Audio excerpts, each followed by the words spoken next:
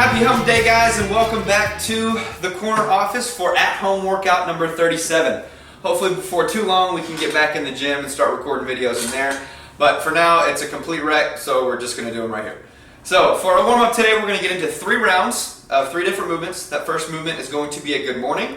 So 10 good mornings. Once you finish those, or for those good mornings, you can do them with a barbell, you can do them body weight, you can do them banded, whatever you'd like. So 10 good mornings. Then you're going to go into 20 plank shoulder taps. Once you finish your plank shoulder taps, we're going to finish with 10 alternating lunges. You can start with just a regular lunge, and then as you go through those, through round 2 and 3, you can make it a little more dynamic by making those jumping. So 10 good mornings, 20 plank shoulder taps, 10 alternating lunges for 3 rounds.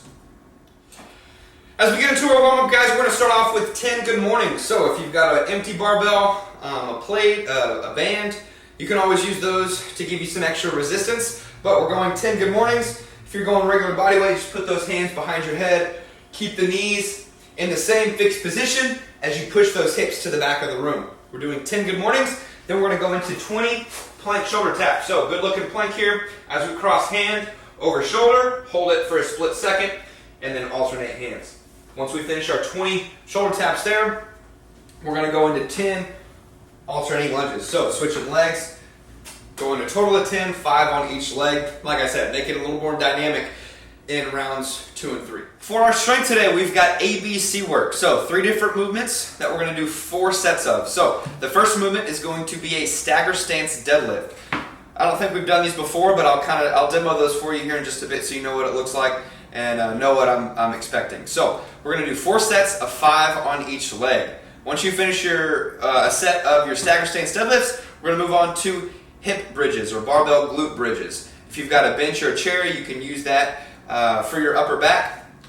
But we've done these before, so put the barbell on your hip and then squeezing your butt as you extend your hips into the air.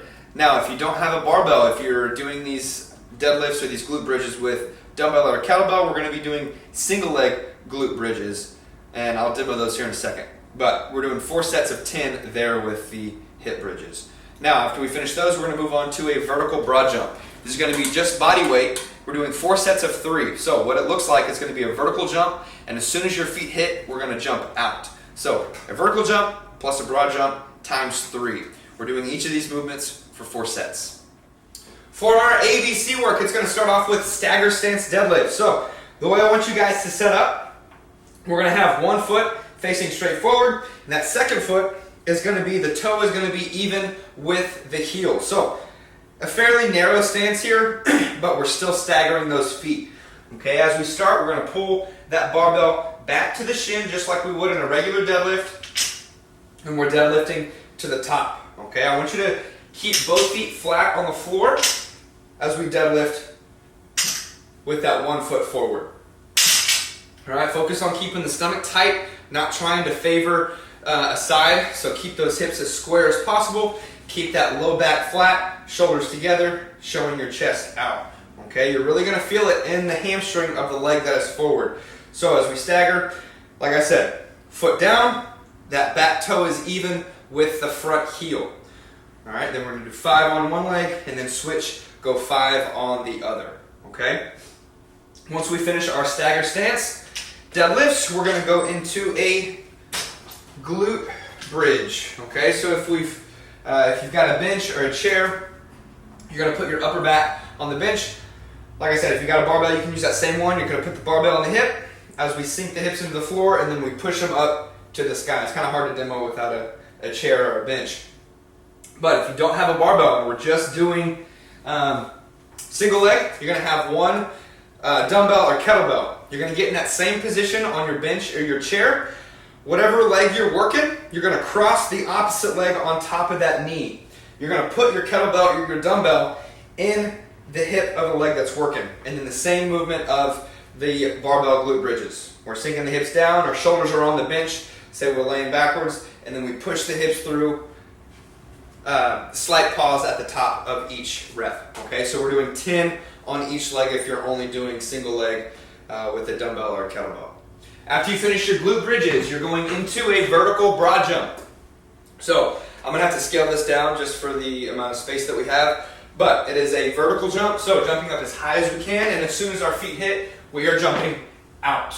Okay, these are max effort jumps here, so I want you to really push the height and the distance here. So 3 reps on each set. So 4 sets of 5 on each leg for the stagger stance deadlifts, 4 sets of 10 on the glute bridges if you're doing a barbell, or 10 on each leg if you're doing a dumbbell or kettlebell, and then 4 sets of 3 vertical broad jumps. And for our workout today, we've got 2 rounds of a 3-minute AMRAP. So each of these AMRAPs are going to be a sprint. Okay, these are all out max effort sets with rest in between. So your first 3-minute AMRAP is going to be 12 toe to bar, 12 deadlifts at 225, 155. So just a couplet there for that first 3-minute AMRAP. Getting as many rounds and reps as possible in that 3 minutes. Then we're going to rest 5 minutes. All right, this is a lot of rest. So try and recover as much as possible through that 5 minutes. And then we're going to do another 3-minute AMRAP of 12 ab mat sit-ups and 12 deadlifts at 185, 125. So we're starting with the first 3-minute AMRAP with a little bit higher skill of the toe to bar and a heavier barbell of the deadlifts, resting 5 minutes. During that time, you're going to be changing your weight, dropping that weight down to 185, 125, and then we're going to finish with a nice little burner of ab mat sit-ups and deadlifts with a lighter barbell, both the same rep.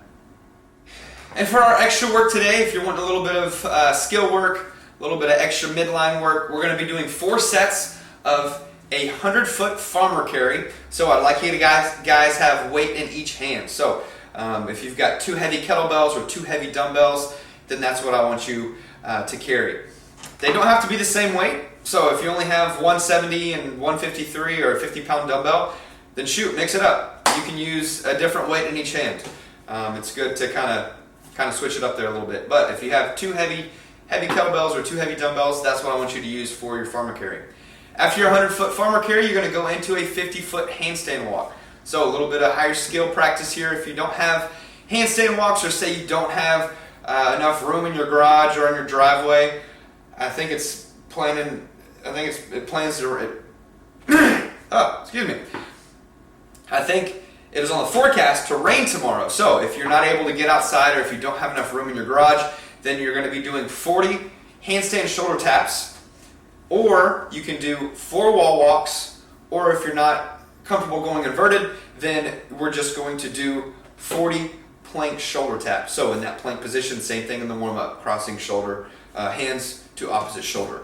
I can demo those movements for you if you're not sure of what those scalings look like. But after you finish your handstand walk, you're going to go on to a 100-foot front rack kettlebell carry or front rack dumbbell carry.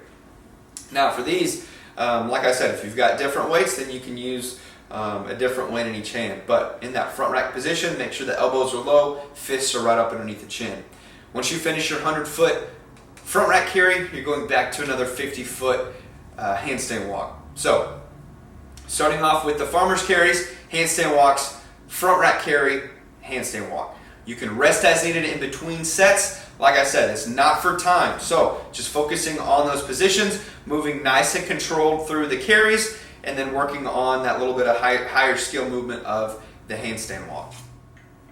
And there you have it, guys, another at-home workout in the books.